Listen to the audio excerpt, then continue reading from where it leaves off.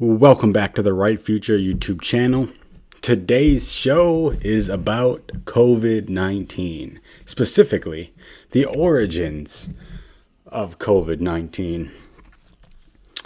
So, this going back to what we all already know.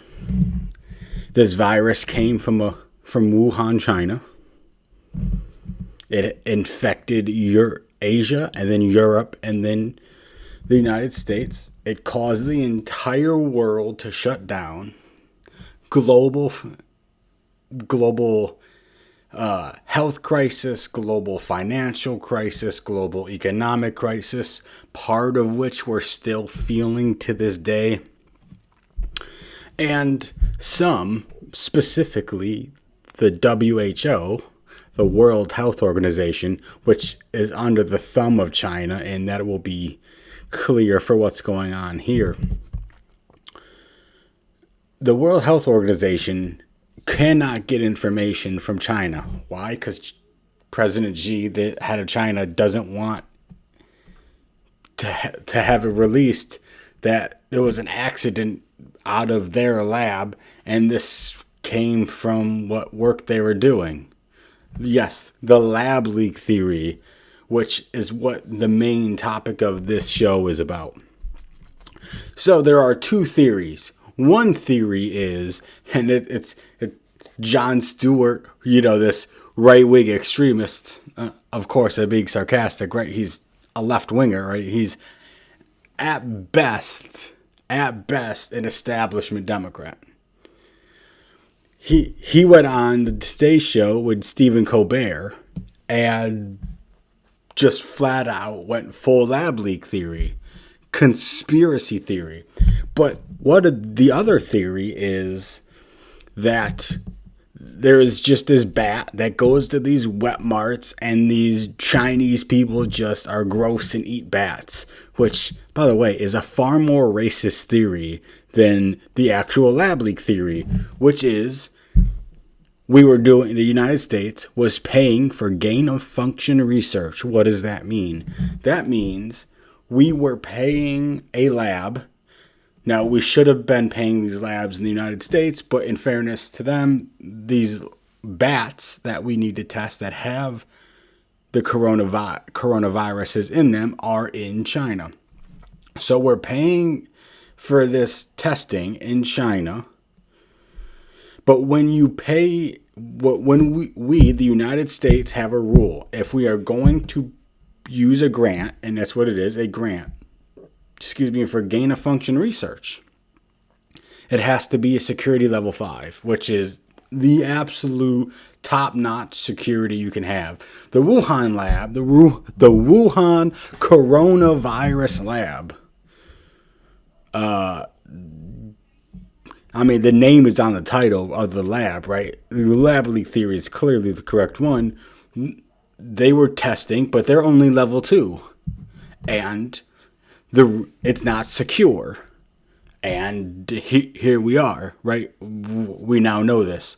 But again, because the media is in bed with government, and a lot of these government agencies, even when there's a Republican president, the agencies don't actually, even with the head of that agency being appointed by a Republican, the actual inner workings of the agency is the bureaucracy, which is untouchable, and they are generally very pro them, right? They are for saving themselves. They are for protecting their bureaucracy. They're for growing the power of said bureaucracy.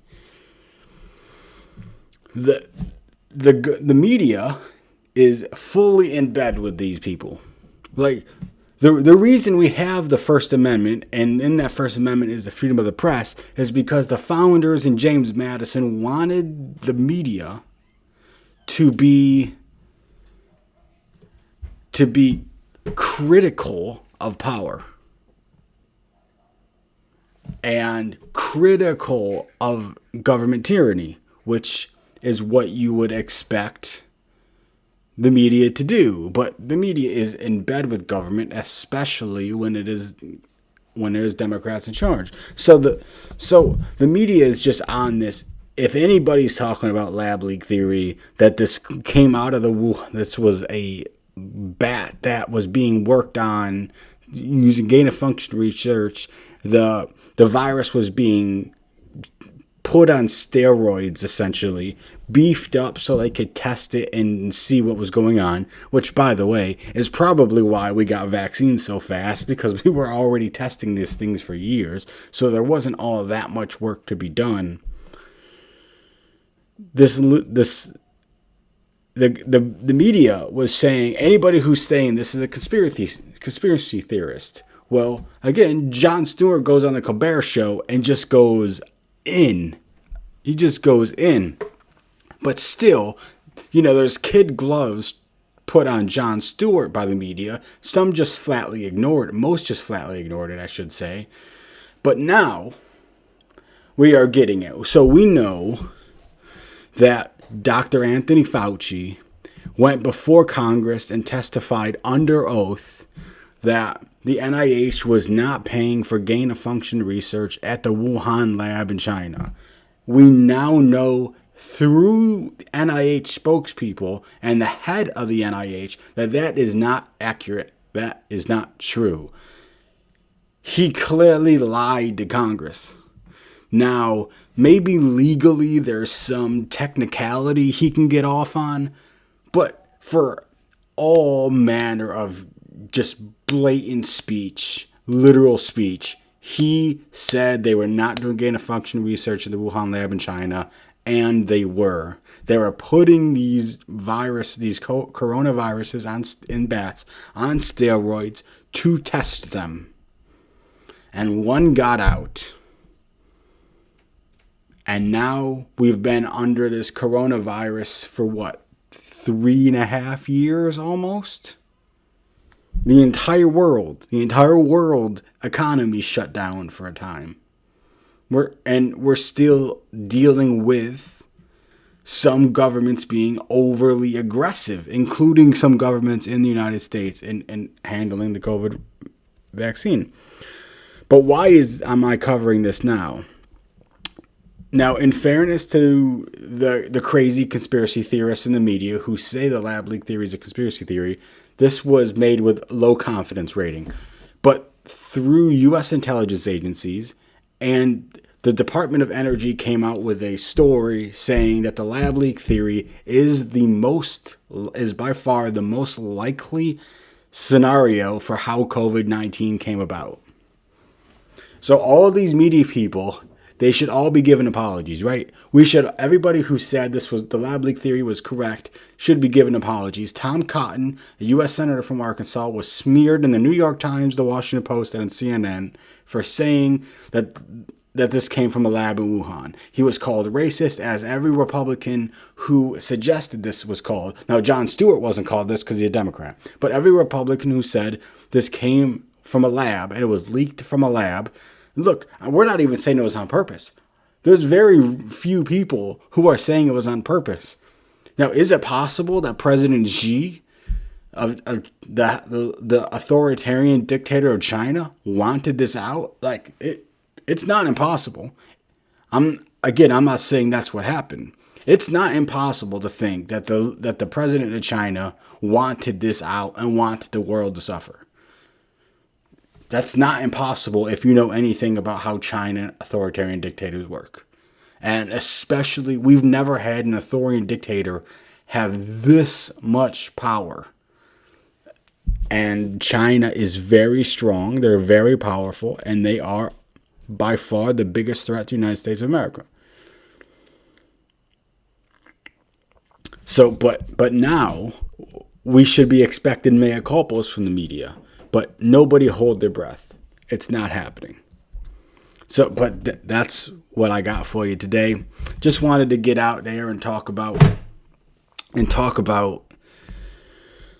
how, again, government, the big government in collusion with the media is what the founders feared. So any constitutional conservative would know, even when there's a Republican president, the bureaucracy, like I said, is largely in motion.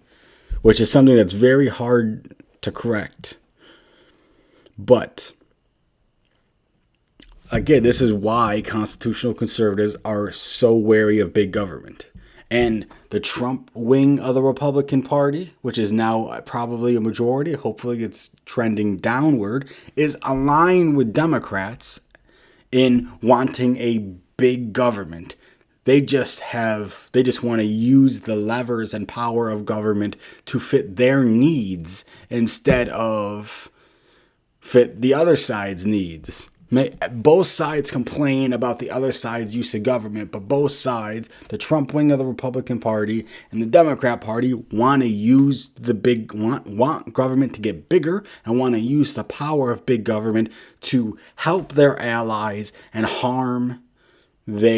politically harm their opponents, which is why the Reagan conservatism is what is best for the Republican Party and best for the country. And if we can get a Reagan Republican as the Republican nominee, they are going to win. They are going to carry the House in a big way, and they will bring us more seats in the Senate than just the 3 seats in West Virginia, Ohio, and Montana.